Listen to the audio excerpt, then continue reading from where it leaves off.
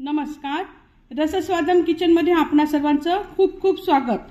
आज मी उपवासाला चालणारी कच्ची पपई आणि मखाण्याची भाजी करते। कशी करायची ते बघूया।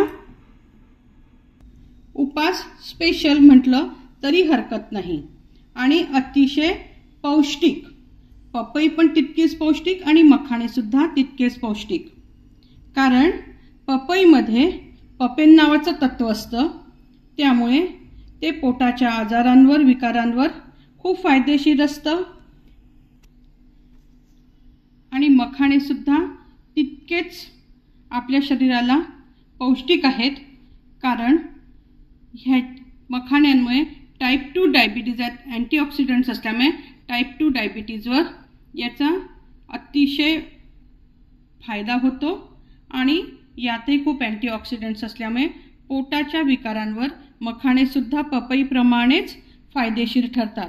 त्यामुळे या दोन्ही गोष्टी आपल्या पोटात कुठल्या ना कुठल्या प्रकारे जायलाच हव्या, म्हणून आज मी पपई आणि मखाण्याची भाजी करते। यासाठी मी घेतली ही अर्धा किलो कच्ची पपई, त्याच्यानंतर वाटीभर मखाणे आहेत। मखाण्याचं प्रमाण हे तुम्ही तुमचं ठरवू शकता। फोडणीसाठी लागणार आहे साजूक तूप, हे 2 चमचे, आपण जे पोहे खातो ते 2 चमचे, 2 हिरव्या मिरच्या, तिखटाचं प्रमाण हे ऐच्छिक आहे, अर्धा चमचा जिरं, 1 चमचा पोहे खाण्याच्या चमच्याने किसलेलं आलं, दाण्याचं कूट देखील आपल्याला आपल्या इच्छेनुसार घालायचं आहे। त्याच्यानंतर चवीप्रमाणे मीठ, काळं मीठ घेतलेलं आहे मी उपवासासाठी म्हणून, आणि साखर आणि 1 लिंबू।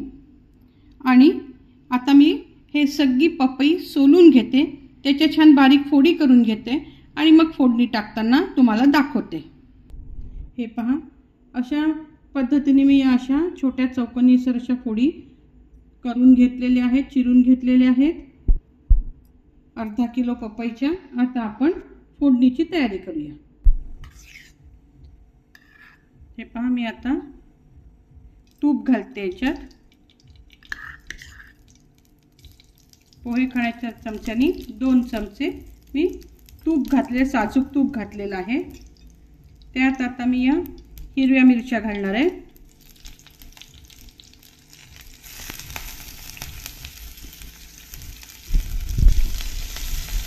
ही मिरची थोडीशी परतून झाली की मग आपण जिरं घालूया, नाहीतर मग जिरं जळून जातं। आता मी जिरं घालते,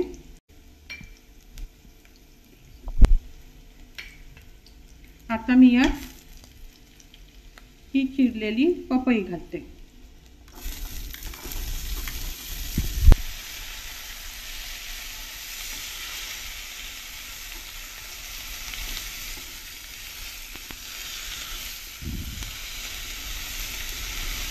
ही पपई अर्धी कच्चीच आहे, पण तिला अर्ध्या पपईला थोडासा लाल रंग आलेला आहे, पण पपई एकदम कडक आणि कच्ची आहे, एकदम ताजी आहे, आजच मी झाडावरून तोडलेली आहे।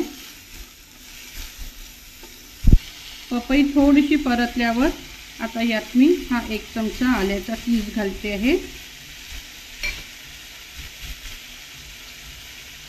त्याच्यानंतर ही 1 टीस्पून साखर, साखर ही ऐच्छिक आहे, तुम्हाला आवडत असेल तर घाला, नसेल आवडत नाही घातली तरी चालते, कारण आपण यात लिंबू पिळणार आहोत, त्यामुळे आंबट आणि गोड असा स्वाद येण्यासाठी मी साखर घातलेली आहे। तशी पपई कच्ची असली तरी पण तिचा स्वाद असा गोडसरच असतो, त्यामुळे नसेल आवडत नाही घातली तरी हरकत नाही। या क्षणी मी आता लिंबू पिते।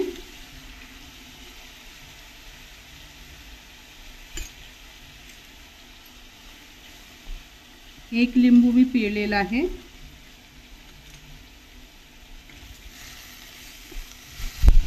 आता मी मीठ घालते चवीप्रमाणे।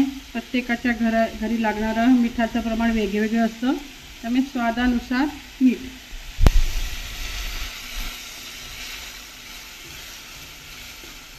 आता ही पपई अजून असंच 1-2दा आपण अशी परतून घेतली की मग आपण यात मखाणे घालूया। आता हे वाटीभर मखाणे किती हवेत हे आपलं प्रमाण आपण ठरवायचे। नसतील आवडत नाही घातले तरी हरकत नाही। हे पहा पपईला आपलं आता पाणी सुटायला लागलंय। आता हे मध्यम आचेवरती छान आपण आता याला झाकून एक 3 ते 4 मिनिटं शिजू देऊया। मी आता याच्यात झाकण ठेवलेलं आहे। 1-2 मिनिटांनी मी त्याला परतून घेईन। 2 मिनिटं झाले आहे, मी झाकण काढते।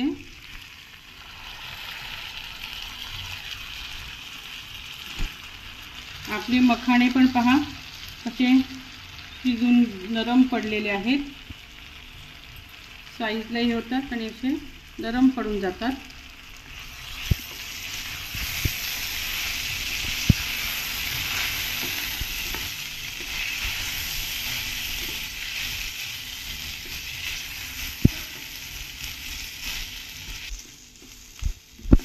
हे पहा आता आपली पपई शिजलेली नाही आहे, अजून तिला 3 ते 4 मिनिटं तरी ठेवलं पाहिजे। इतपत्ती गरम आहे, तुम्हाला दाखवून देते मी।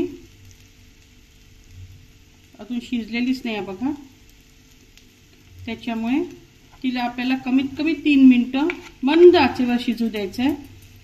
तोपर्यंत मी झाकण ठेवून 3 मिनिटं आता त्याला शिजायला ठेवते। हे पहा आता आपले 3 मिनिटं झालेले आहे।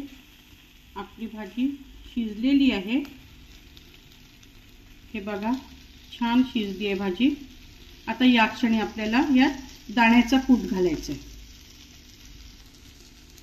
गॅस एकदम मंद आहे आणि मी यात 2 टेबलस्पून दाण्याचं कूट घालते। जाडसर दाण्याचा कूट आहे।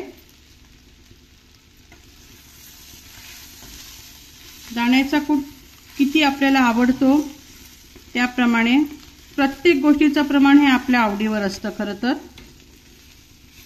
आणि आता याला 1 ते 1.5 मिनिटं छान दणकून वाफ येऊ द्या।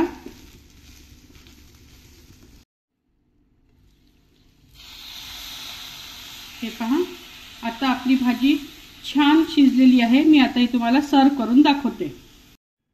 हे पहा ही आपली पपई आणि मखाणे, कच्ची पपई आणि मखाण्याची सात्विक पौष्टिक अशी भाजी तयार आहे।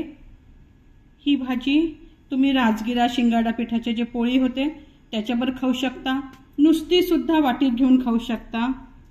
यामध्ये मी लवंगी मिरच्या टाकल्या म्हणून तिखटपणा आलेला आहे, कारण नाहीतर काय होतं की मखाणे आणि पपई हे चवीला गोडसर असल्यामुळे भाजी तिखट होत नाही।